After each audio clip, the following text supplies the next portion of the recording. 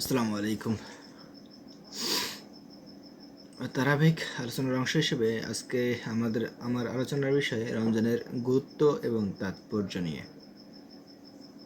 ইতিমধ্যে যেহেতু 6টি রমজান আমাদের মাঝ থেকে অতিবাহিত হয়ে গেছে, সপ্তম রমজান আমাদের দ্বার প্রান্তে।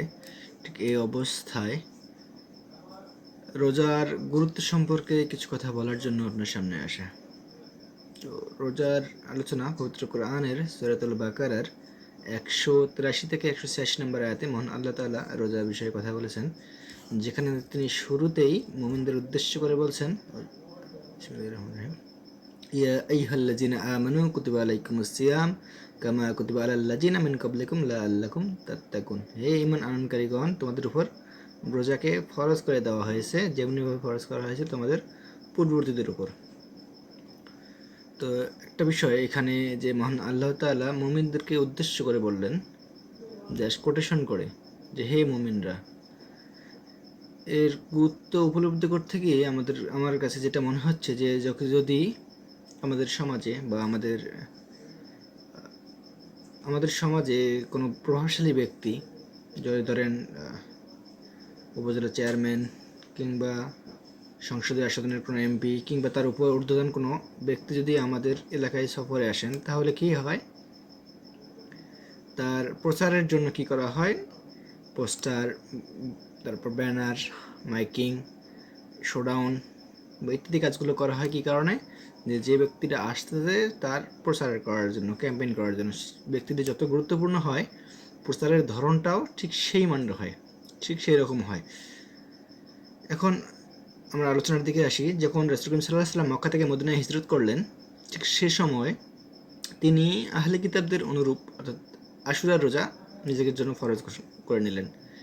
দ্বিতীয় হিজরি অর্থাৎ এই রমজানের বিধান আসার আগ পর্যন্ত তিনি আশুরার রোজা প্লাস হচ্ছে আইয়ামে বীজের রোজা, অর্থাৎ প্রতি চন্দ্র মাসের 13, 14 এবং 15 তারিখের রোজা, যেহেতু পূর্ববর্তী নবীদের জীবনে এর রোজার বিবরণ পাওয়া যায়, সেহেতু রাসূল সাল্লাল্লাহু আলাইহি ওয়াসাল্লাম এই রোজাগুলোকে নিজের জন্য বাধ্যতামূলক করে নিলেন, ফরজ করে নিলেন। কিন্তু যখন এই রোজার যে বিধানটা আসলো, শান নজুল থেকে জানা যায়, নাজিলের সময় থেকে জানা যায় যে এই বিধানটা আসছে দ্বিতীয় হিজরির শাবান মাসে, অর্থাৎ রমজানের পূর্ব মুহূর্তে, রমজান মাসের পূর্বেই। একটু আগে যে ঘটনা বললাম, যে কোনো গুরুত্বপূর্ণ ব্যক্তি আসার পূর্বে যেরকম আমরা শোডাউন করি, পরিচিতি করি, পোস্টারিং করি, অর্থাৎ প্রচার করি, ঠিক মহান আল্লাহ তাআলা এই জায়গায় রমজানের প্রচার করতে গিয়ে তিনি রমজানের পূর্বে শাবান মাসেই রাসূলকে সতর্ক করে দিলেন, রাসূলকে ঘোষণা দিয়ে দিলেন যে হে ঈমান আনয়নকারীগণ, তোমাদের উপর কি রোজার বিধান ফরজ করে দেওয়া হয়েছে যেমনিভাবে ফরজ করা হয়েছিল তোমাদের পূর্ববর্তীগণের উপর। এটা একটা বিষয়। দ্বিতীয়ত বিষয় হচ্ছে, এই রমজানের প্রসঙ্গে কথা বলতে গিয়ে এই সূরা বাকারার 185 নম্বর আয়াতে আল্লাহ তাআলা আবার উল্লেখ করেন, শাহরুর রমাদান আল্লাযী উনজিলা ফীহিল কুরআন হুদাল লিন্নাস ওয়া বায়্যিনাতিন মিনাল হুদা ওয়াল ফুরকান। রমজান হচ্ছে সেই মাস যা কোরআন নাযিলের মাস। এখানে কিন্তু আরেকটা বিষয়, মহান আল্লাহ তাআলা ইতিপূর্বে আমাদেরকে রমজানের সঙ্গে রোজাকে সঙ্গে সাওমকে পরিচয় করাচ্ছেন। তিনি রোজার আসার পূর্বেই রোজাকে পরিচয় করিয়ে দিচ্ছেন, কিন্তু এবার তিনি আরেকটি গুরুত্বপূর্ণ বিষয়ে আমাদেরকে পরিচয় করিয়ে দিচ্ছেন। তিনি বলতেছেন যে এর আগে যেহেতু রমজানের গুরুত্ব নিয়ে কথা বলছেন, এবার রমজান কেন গুরুত্বপূর্ণ, রমজানে আরেকটা গুরুত্বপূর্ণ বিষয় ইঙ্গিত করছে, সেটা হচ্ছে কি, কোরআন। রমজান হচ্ছে সেই মাস যে মাসে কোরআন নাজিল করা হয়েছে।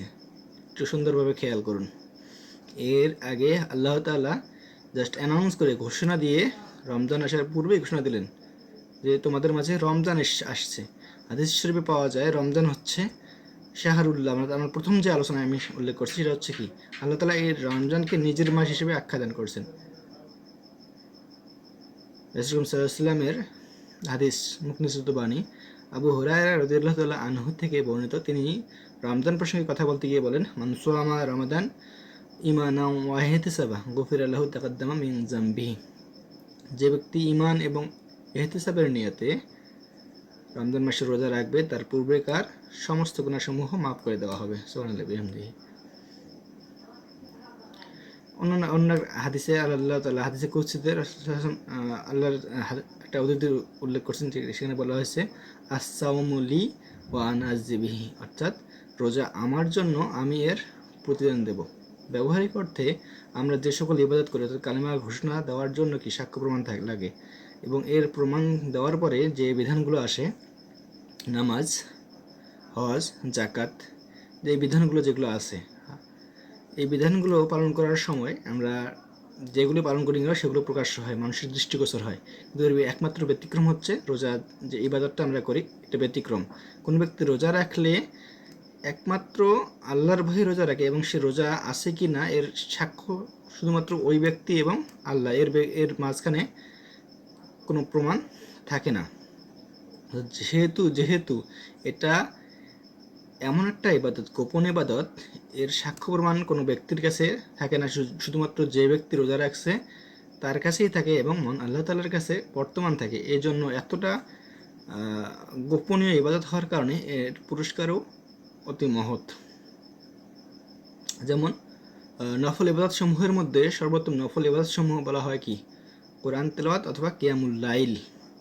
কারণ কি? দুটি কারণ।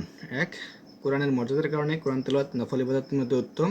আর কিয়ামুল লাইল, যেখানে কোনো সাক্ষ্য প্রমাণ থাকে না, শুধুমাত্র ওই ব্যক্তি এবং আল্লাহ তাআলার মাঝে কোনো ফারাক থাকে না। এই কারণেই যেহেতু রমজানই ঠিক এমন একটা ইবাদত যেখানে শুধুমাত্র ব্যক্তি এবং আল্লাহর সাথে সম্পর্কিত, সেহেতু রমজানের গুরুত্বটা এত বেশি।